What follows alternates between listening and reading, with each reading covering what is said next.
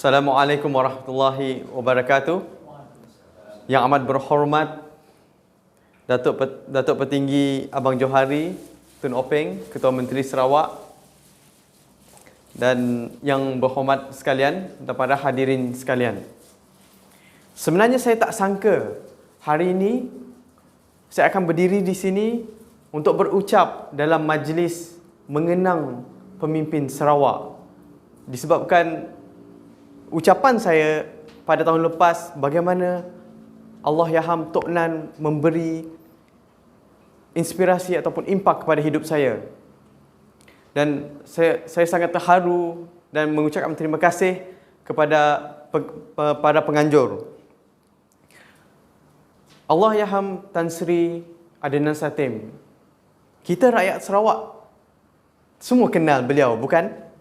Dan beliau telah menjadi Ketua Menteri Sarawak pada tahun 2014 hingga 2017. Selama 3 tahun, tapi banyak perubahan yang beliau lakukan yang di bawah kepimpinan beliau. Antaranya adalah beliau telah mendesak syarikat Petronas untuk memberi keutamaan kepada rakyat Sarawak untuk bekerja di syarikat tersebut, terutamanya di Miri. Saya orang Miri, jadi ketika perkara itu berlaku, satu rombakan yang besar berlaku di dalam syarikat tersebut dan beliau mendesak supaya 70% pekerja di dalam syarikat Petronas adalah orang Sarawak, yang tidak pernah dilakukan oleh pemimpin-pemimpin sebelumnya. Dan beliau juga adalah pencetus untuk projek yang paling besar pernah didapati di Sarawak, iaitu projek Pen Borneo, yang kita telah bagi rakyat telah mendesak untuk mendapatkannya dalam lebih 40 tahun, yang tidak pernah dapat daripada pemimpin-pemimpin yang lalu juga. Dan pada fasa awal beliau menjadi Ketua Menteri, beliau membuat satu perkara yang sangat mengejutkan.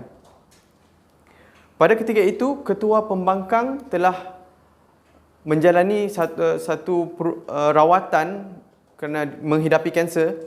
Beliau telah mendapatkan dana untuk Ketua Pembangkang tersebut untuk membayar untuk rawatan beliau. Sangat mengejutkan.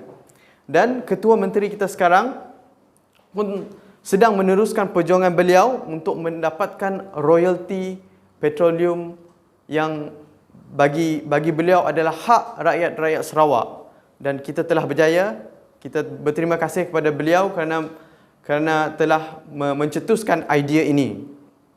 Dan pada hari ini kita semua tahu banyak perkara yang beliau telah lakukan dalam 3 tahun beliau memimpin.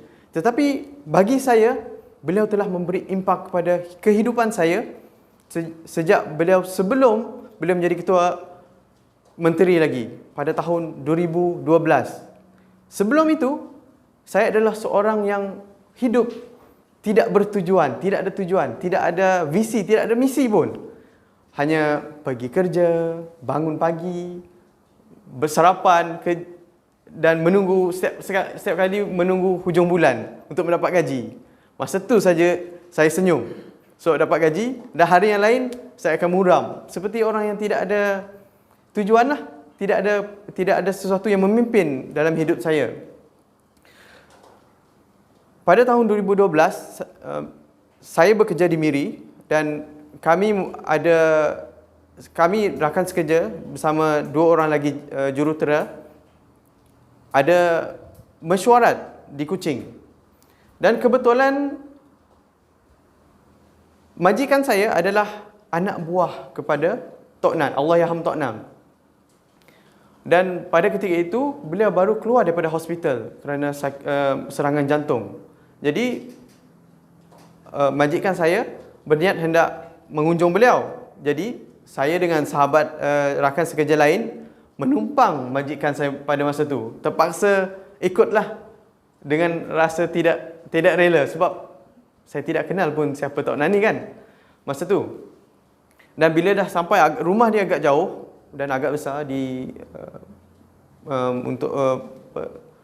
Santubong kan. Agak besar, dan masa tu kami sampai waktu maghrib. Dan ketika itu kami hanya menunggu di luar. Beliau, majikan saya dengan Tok Nan sedang berbual dan kami tidak mendengar apa perbualan mereka. Tapi apa yang saya dengar pada masa tu, dia jenguk dekat pintu sebab kami menunggu di luar. Dia kata, siapa anak-anak muda ni? Suruh dia masuk. Dalam bilik tu, masa tu dia tengah baring dan kanan kiri dia penuh dengan buku. Buku bukan yang nipis-nipis, semua tebal-tebal. Dan saya pun terkejutlah tengok siapa yang baca buku sebanyak ni, kan. Lepas tu saya hanya ingat beberapa patah perkataan yang beliau katakan kepada kami. Panjang, tapi ada satu perkara yang telah memberi, seperti seolah-olah memberi satu beban pada bahu saya pada masa tu. Beliau kata di dalam bahasa Inggeris, dia tengok muka kami seorang-seorang. Dia kata, "You are the future leaders," dia kata. Lepas tu apa yang disebut lepas tu saya dah tak ingat. Sebab saya rasa macam ada, saya seorang pemimpin, tak mungkinlah orang yang tidak mempunyai tujuan hidup, yang selalu ke sana ke sini, seperti orang tidak ada tujuan hidup. Dan pada masa tu, disebabkan kata-kata positif daripada beliau, saya mula buat carian di Google. Apa maksud leader? Apa maksud pemimpin? Saya mula menonton video-video di YouTube, mula membaca, dan saya melihat ada satu kata-kata daripada Presiden Amerika, saya tak ingat nama dia, yang dia kata, setiap pembaca adalah pemimpin, setiap pemimpin adalah pembaca, dan setiap pembaca tidak semestinya pemimpin lah. Tapi bila kita lihat, pemimpin kita adalah seorang yang pembaca. Dan itu yang membuat saya berminat untuk membaca. Dan sekarang saya akan membaca buku paling sedikit mungkin 2 minggu satu buku. Alhamdulillah. Dan ini membuat sangat banyak perubahan dalam hidup saya, dan hidup saya mempunyai tujuan sudah sekarang. Dan daripada ucapan ini, saya ingin mengajak tuan-tuan saya dan tuan-tuan sekali untuk